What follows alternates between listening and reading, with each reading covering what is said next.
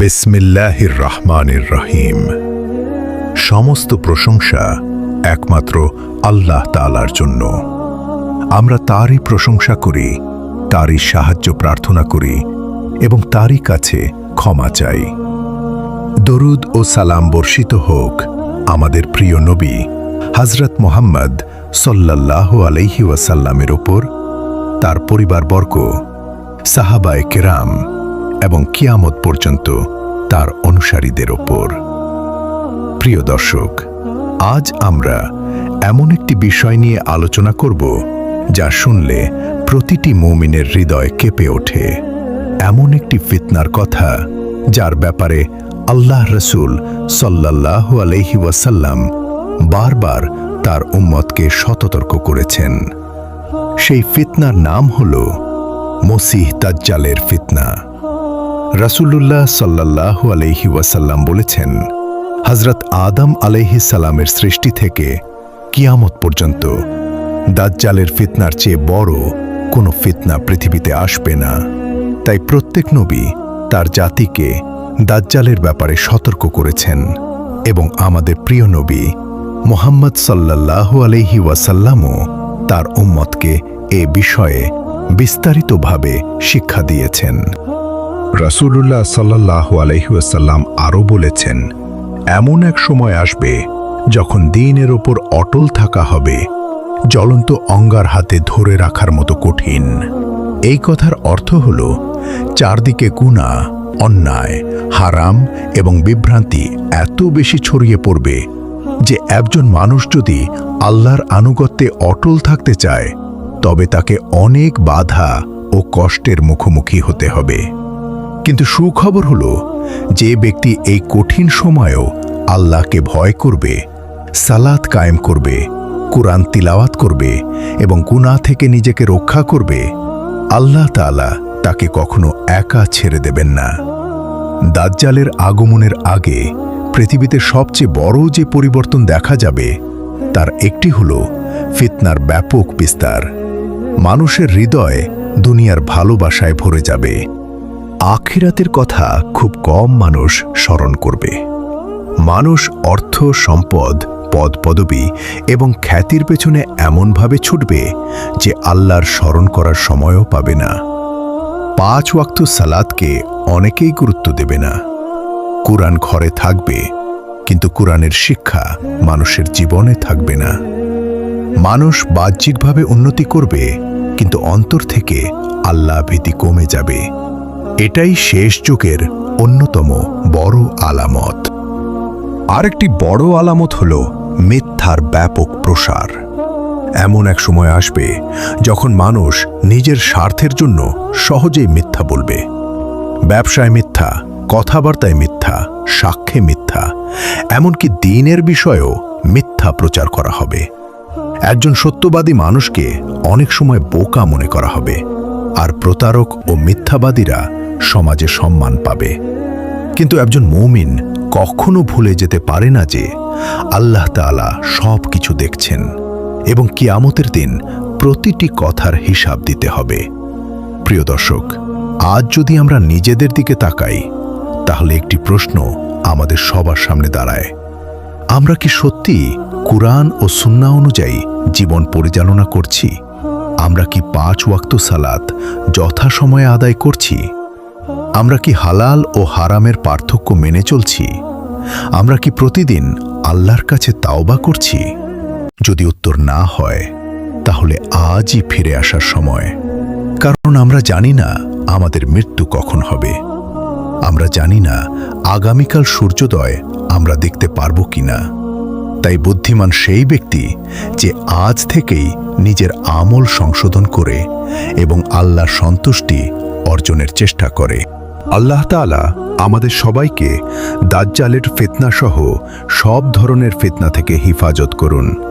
কুরআন ও সহিহ সুন্নাহর ওপর অটল রাখুন এবং ঈমানের সঙ্গে মৃত্যু দান করুন। আমিন। দাজ্জাল আসার আগে পৃথিবীতে আরেকটি ভয়াবহ আলামত প্রকাশ পাবে, আর তা হল মানুষের অন্তর থেকে আমানতদারিতা ধীরে ধীরে উঠে যাবে। রাসূলুল্লাহ সাল্লাল্লাহু আলাইহি ওয়াসাল্লাম বলেছেন, যখন দায়িত্ব অযোগ্য লোকদের হাতে তুলে দেওয়া হবে তখন কিয়ামতের অপেক্ষা করো। এই হাদিস আমাদের শেখায় যে যখন যোগ্যতা, সততা এবং তাকওয়ার পরিবর্তে স্বার্থ, ক্ষমতা ও অন্যায়কে প্রাধান্য দেওয়া হবে, তখন বুঝতে হবে পৃথিবী শেষ যুগের দিকে এগিয়ে যাচ্ছে। একজন মুসলমানের উচিত সব সময় নিজের দায়িত্ব সঠিকভাবে পালন করা এবং মানুষের হক আদায় করা। এরপর এমন এক সময় আসবে যখন মানুষ হারামকে খুব সহজভাবে গ্রহণ করবে। সুদ, ঘুষ, প্রতারণা, অন্যের সম্পদ আত্মসাৎ এবং অবৈধ উপার্জন অনেকের কাছে স্বাভাবিক বিষয় হয়ে যাবে। রাসূলুল্লাহ সাল্লাল্লাহু আলাইহি ওয়াসাল্লাম সতর্ক করেছেন যে এমন এক যুগ আসবে যখন মানুষ তার উপার্জন হালাল না হারাম সেদিকে গুরুত্ব দেবে না। অথচ আল্লাহ তাআলা পবিত্র কুরআনে সুদকে কঠোরভাবে নিষিদ্ধ করেছেন এবং হালাল রিজিককে বরকতময় বলে ঘোষণা করেছেন। তাই একজন মুমিনের উচিত অল্প হলেও হালাল উপার্জনে সন্তুষ্ট থাকা। দাজ্জালের আগমনের আগে অশ্লীলতা ও বেহায়াপনা ব্যাপকভাবে ছড়িয়ে পড়বে। যে কাজ একসময় মানুষ লজ্জার কারণে গোপনে করত তা প্রকাশ্যে করা হবে। লজ্জা, শালীনতা ও চরিত্রের মূল্য অনেকের কাছে কমে যাবে। অথচ রাসূলুল্লাহ সাল্লাল্লাহু আলাইহি ওয়াসাল্লাম বলেছেন, লজ্জা ঈমানের একটি অংশ। তাই একজন মুসলমানের পোশাক, কথা, আচরণ এবং দৃষ্টিতে শালীনতা থাকা অত্যন্ত গুরুত্বপূর্ণ। শেষ যুগের আরেকটি আলামত হল অন্যায় হত্যা বৃদ্ধি পাওয়া। সহিহ হাদিসে এসেছে, এমন এক সময় আসবে যখন হত্যাকারী জানবে না কেন সে হত্যা করছে এবং নিহত ব্যক্তিও জানবে না কেন তাকে হত্যা করা হলো। পৃথিবীতে অশান্তি, হিংসা ও রক্তপাত বেড়ে যাবে। এই হাদিস আমাদের শিক্ষা দেয় যে ইসলাম মানুষের জীবনকে অত্যন্ত মর্যাদার সঙ্গে দেখেছে এবং অন্যায়ভাবে একজন নিরপরাধ মানুষকে হত্যা করা অত্যন্ত বড় গুনাহ। রাসূলুল্লাহ সাল্লাল্লাহু আলাইহি ওয়াসাল্লাম আরও জানিয়েছেন, শেষ যুগে সত্যিকারের দ্বীনি জ্ঞান কমে যাবে। এর অর্থ এই নয় যে বই পুস্তক থাকবে না, বরং প্রকৃত আলেমদের সংখ্যা কমে যাবে। মানুষ অজ্ঞ লোকদের অনুসরণ করবে। তারা জ্ঞান ছাড়াই দ্বীনের বিষয়ে কথা বলবে, ভুল ফতোয়া দেবে এবং নিজেরাও পথভ্রষ্ট হবে, অন্যদেরও পথভ্রষ্ট করবে। তাই আমাদের উচিত ইসলাম সম্পর্কে জানার জন্য কুরআন, সহিহ হাদিস এবং বিশ্বস্ত আলেমদের শরণাপন্ন হওয়া। প্রিয় দর্শক, এই আলামতগুলোর উদ্দেশ্য আমাদের ভয় দেখানো নয়, বরং আমাদের সতর্ক করা। যদি আমরা সত্যি আল্লাহকে ভালোবাসি, তাহলে আজ থেকেই নিজেদের জীবনকে পরিবর্তন করতে হবে। নিয়মিত সালাত আদায় করতে হবে, কোরআন তিলাওয়াত করতে হবে, বেশি বেশি ইস্তিগফার করতে হবে, মা বাবার সেবা করতে হবে, আত্মীয়তার সম্পর্ক বজায় রাখতে হবে এবং মানুষের হক আদায় করতে হবে। সবচেয়ে গুরুত্বপূর্ণ বিষয় হল রাসূলুল্লাহ সাল্লাল্লাহু আলাইহি ওয়াসাল্লাম আমাদের দাজ্জালের ফিতনা থেকে আশ্রয় চাইতে শিক্ষা দিয়েছেন। তিনি নামাজে আল্লাহর কাছে জাহান্নামের শাস্তি, কবরের শাস্তি, জীবন ও মৃত্যুর ফিতনা এবং মসিহ দাজ্জালের ফিতনা থেকে আশ্রয় প্রার্থনা করতেন। তাই আমাদেরও উচিত নিয়মিত এই দোয়া করা এবং প্রতি জুমার দিনে সূরা আল কাহফ তিলাওয়াতের অভ্যাস করে তোলা।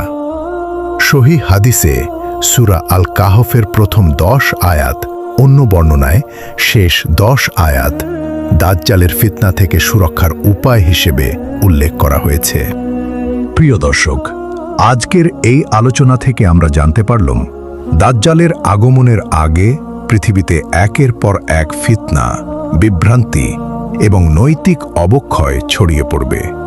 কিন্তু আমাদের মনে রাখতে হবে, এসব আলামতের উদ্দেশ্য শুধু ভবিষ্যতের ঘটনা জানা নয়, বরং নিজেদের ঈমানকে শক্তিশালী করা এবং আল্লাহর পথে ফিরে আসা। আমরা জানি না দাজ্জালের যুগ আমরা পাবো কিনা, কিন্তু আমরা নিশ্চিতভাবে জানি একদিন আমাদের প্রত্যেককেই এই পৃথিবী ছেড়ে চলে যেতে হবে। মৃত্যুর পর আল্লাহ তাআলার সামনে দাঁড়িয়ে আমাদের প্রতিটি কাজের হিসাব দিতে হবে। তাই বুদ্ধিমান সেই ব্যক্তি যে দাজ্জাল নিয়ে শুধু কৌতূহলী না হয়ে নিজের আমলকে সুন্দর করে, নিয়মিত সালাত আদায় করে, কুরআন তিলাওয়াত করে, রাসূলুল্লাহ সাল্লাল্লাহু আলাইহি ওয়াসাল্লামের সুন্নাহ অনুসরণ করে এবং হারাম থেকে নিজেকে দূরে রাখে। রাসূলুল্লাহ সাল্লাল্লাহু আলাইহি ওয়াসাল্লাম আমাদের শিখিয়েছেন, প্রতিটি নামাজে আল্লাহর কাছে জাহান্নামের শাস্তি, কবরের শাস্তি, জীবন ও মৃত্যুর ফিতনা এবং মসিহ দাজ্জালের ফিতনা থেকে আশ্রয় চাইতে। তাই আসুন আমরা এই সুন্নাহকে নিজেদের জীবনের অংশ বানাই। নিয়মিত সূরা আল কাহফ তিলাওয়াত করি, বেশি বেশি তাওবা ও ইস্তিগফার করি এবং আল্লাহর ওপর পূর্ণ ভরসা রাখি। হে আল্লাহ, আমাদের ঈমানকে অটুট রাখুন, আমাদেরকে কুরআন ও সহিহ সুন্নাহর অনুসারী বানিয়ে দিন। সব ধরনের ফিতনা, বিশেষ করে মসিহ দাজ্জালের ভয়াবহ ফিতনা থেকে আমাদের এবং আমাদের পরিবারকে হিফাজত করুন। আমাদেরকে নেক আমল করার তৌফিক দিন এবং ঈমানের সঙ্গে মৃত্যু দান করুন। আমিন ইয়া রাব্বাল আলামিন। যদি এই আলোচনা আপনার ভালো লেগে থাকে এবং উপকারী মনে হয়ে থাকে, তাহলে ভিডিওটি লাইক করুন, আপনার প্রিয়জনদের সঙ্গে শেয়ার করুন এবং এমন আরও কুরআন ও সহিহ হাদিস ভিত্তিক ইসলামিক আলোচনা পেতে আমাদের চ্যানেলটি সাবস্ক্রাইব করে পাশে থাকা বেল আইকনটি অন করে রাখুন। আল্লাহ হাফেজ। আসসালামু আলাইকুম ওয়া রাহমাতুল্লাহি ওয়া বারাকাতুহু।